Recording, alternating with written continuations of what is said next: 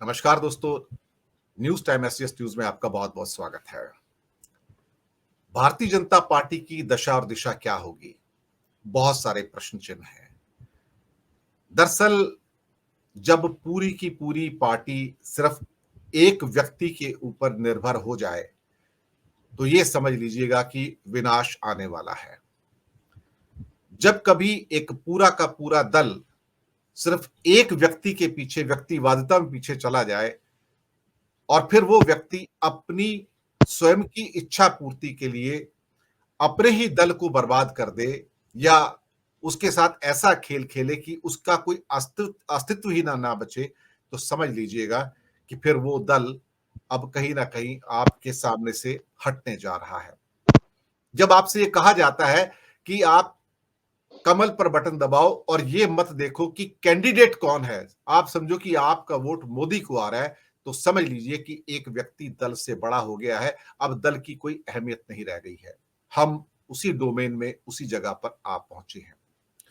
जब कभी ऐसा दुनिया में हुआ है कि व्यक्ति दल से बड़ा हो गया, और हमने भारत में देखा कि कैसे इंदिरा गांधी अपने दल से बड़ी हो गई थी और जब वो गई तो अपने पीछे एक खंडहर रूपी कांग्रेस छोड़कर गई और उस क्या कहते हैं व्यथा से आज तक बाहर नहीं निकल पाई। हालांकि कुछ लोग हैं जो कहते हैं कि कांग्रेस ने राजीव गांधी के समय में 400 सीटें क्रॉस की थी, लेकिन वो भी इंदिरा गांधी की बदौलत की थी, क्योंकि उनकी मृत्यु हो गई थी तो उसके कारण उन्हें सीटें मिली थी, ना कि राजीव गांधी को अपने करिश्मे के आधार पर।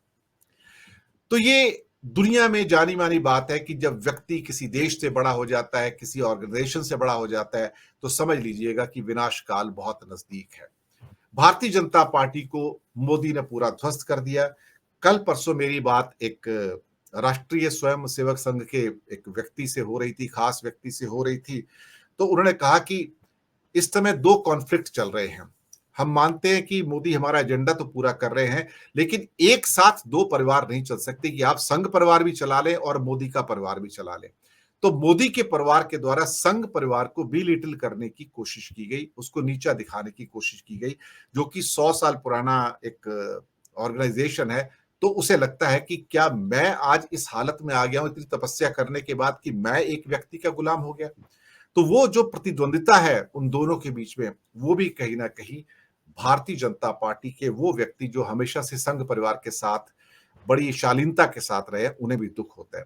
लेकिन हाँ, एक ध्वस्त बीजेपी कैसी होगी? बिल्कुल वैसी होगी जैसे इंदिरा गांधी के बाद कांग्रेस की थी। बिल्कुल वैसी होगी जो कई देशों में आपने देखा होगा, या फिर कई बार जो बिजनेस टाइकून बिना विरासत के अपनी दौलत छोड़कर चले जाते हैं और उसके बाद में जो मारामारी होती है उस दौलत के लिए, शायद आपको वही चीज यहां देखने को मिलेगी। एक बात आज की डेट में तय है कि मोदी जी ने किसी को भी अपने जैसे बरगद के वृक्ष के नीचे पनपने नहीं दिया। कोई लीडरशिप उठ के नहीं आई। जो लीडरशिप थी, रमन सिंह थे, शिवराज मामा था, वसुंधरा थी, इन सबको हाशिए पे लाकर किनारे कर दिया और खत्म कर दिया।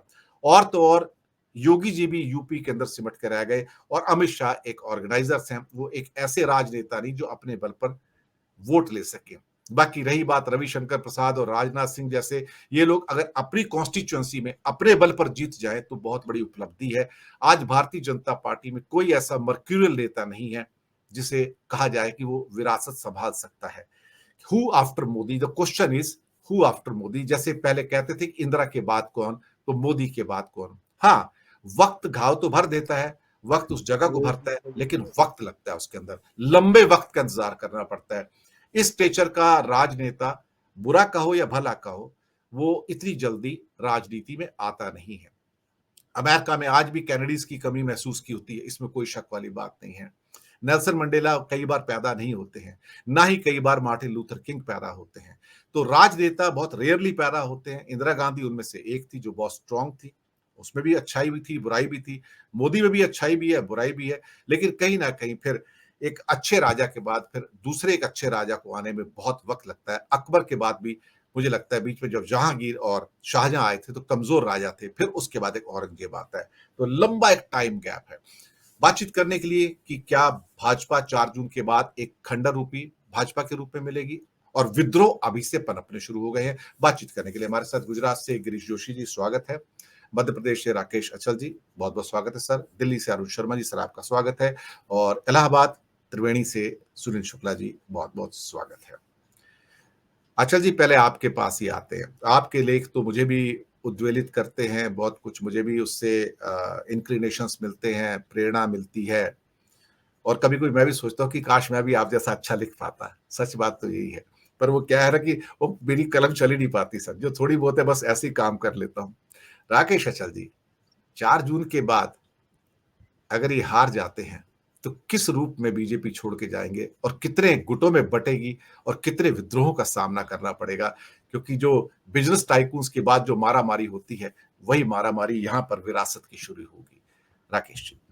धन्यवाद दिनेश जी। देखिए, आपने अपनी भूमिका में विस्तार से बहुत सी चीजें कह दी हैं। तो अब भाजपा के भविष्य को लेकर 4 जून के बाद की भाजपा कैसी होगी, ये समझने के लिए हमको 1980 में लौटना पड़ेगा, जब भाजपा का गठन हुआ। भारतीय जनता पार्टी का गठन जिन परिस्थितियों में हुआ उस सबको आप जानते हैं कि जब इंदिरा गांधी के आपातकाल के बाद एक सब दलों ने मिला के जनता पार्टी बनाई और वहां संघ से रिश्तों को लेकर के, जनसंघ और संघ के जो रिश्ते थे, उसको लेकर के ये पुराना जो संगठन था वो टूटा, सरकार गिरी और फिर भारतीय जनता पार्टी का जन्म हुआ। और एक ऐसी भारतीय जनता पार्टी बनी जो बहुत सीधे सीधे तौर पर ये कहा गया कि ये आरएसएस का मुखौटा लगा करके लोग खड़े हुए हैं, चाहे वो आडवाणी जी हो, चाहे वो हमारे ग्वालियर के वाजपेयी जी हो, या उस समय के और जो दीगर उनके समकालीन लोग थे।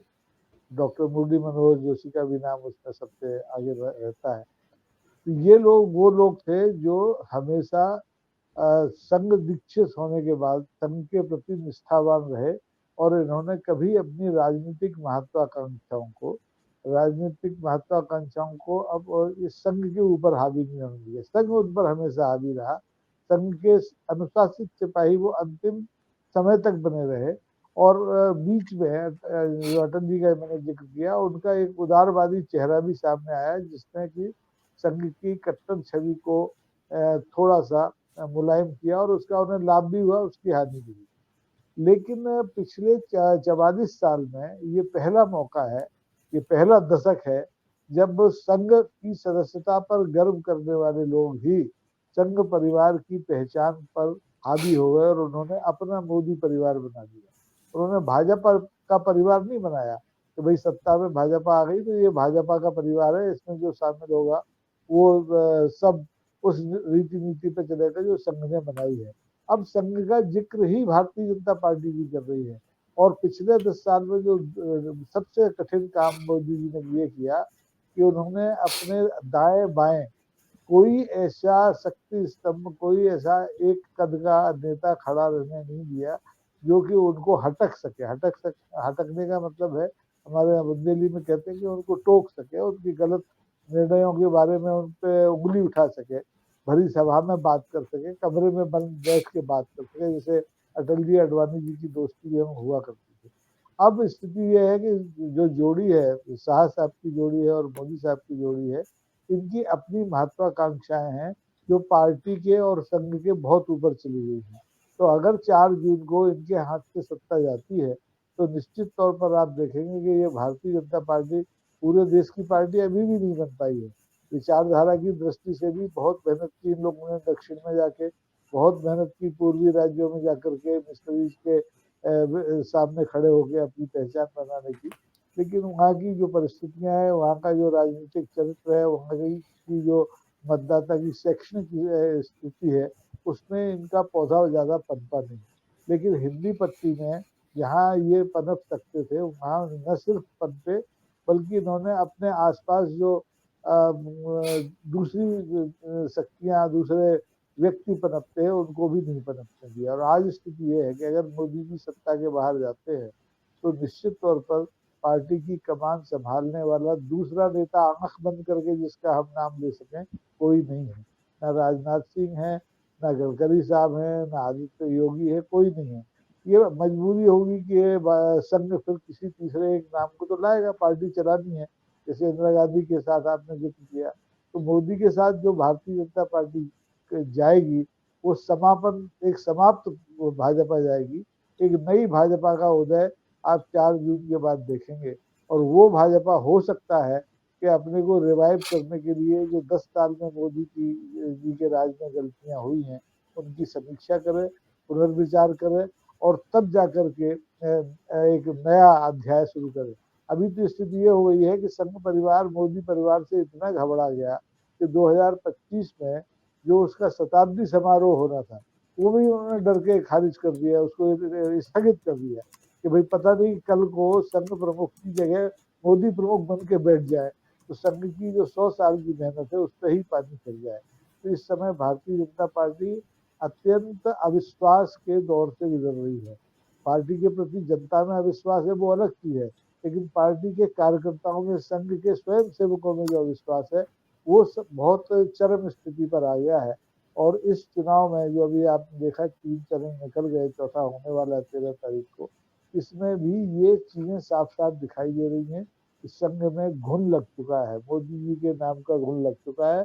और इस घुन का अगर निवारण समय रहते नहीं किया भारतीय जनता पार्टी के दूसरे नेताओं ने, बाकी लोग तो हथियार डाल चुके हैं, लेकिन जो जो अटल जी की पीढ़ी थी उसने तो हथियार डाल दिए, उस लायक रही नहीं। अटल जी ने जो पीढ़ी तैयार की थी उस पीढ़ी में भी अब कोई मोदी जी का प्रतिकार करने की स्थिति में नहीं है। एक जमाने में आपको याद होगा हमारे मध्य प्रदेश से उमा भारती लाल कृष्ण आडवाणी को भरी सभा में अपना विरोध जताते हुए पार्टी छोड़ के चली गई थी। गुजरात में केशु भाई ने अपनी अलग पार्टी बनाई थी, शंकर बघेला भी इसी तरह से निकल के कांग्रेस में आए, भाजपा में गए।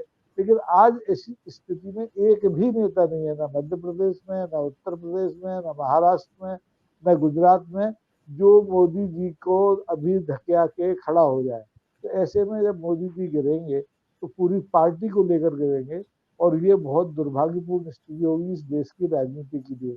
तो मेरा ये मानना है कि इस देश में अकेली कांग्रेस हो ये भी ठीक स्थिति नहीं है, जैसा कि भारतीय जनता पार्टी सोचती है कांग्रेस विहीन राष्ट्र हो। हम तो कहते हैं ये सर्वदलीय राष्ट्र हो। और जैसा राजनीति शुरू से होती है, आजादी के बाद भी सारे विचारधाराएं थी, लोग समाजवादी थे, वामपंथी थे, कांग्रेस की दक्षिणपंथी थे, सब मिलजुल करके राष्ट्र की सेवा कर रहे थे। लेकिन इस समय तो राष्ट्र मेरी जेब में है और जब मैं जाऊंगा तो उस राष्ट्र को भी डुबोऊंगा और अपनी पार्टी को भी डुबोऊंगा। और ये स्थिति साफ दिखाई दे रही है और इससे बचना बड़ा मुश्किल है। अब आरोप जी तो ज्यादा जानते होंगे क्योंकि इस पार्टी के गठन में उनके तो परिवार के लोगों का भी बड़ा रोल रहा है, तो वो ज्यादा प्रकाश डालेंगे। मेरी जानकारी इतनी है कि भारतीय जनता पार्टी में घुन लग चुका है और उसका निवारण बहुत जल्दी हो नहीं सकता है। जी। बड़ी अच्छी बात कही कि भारतीय जनता पार्टी में घुन लग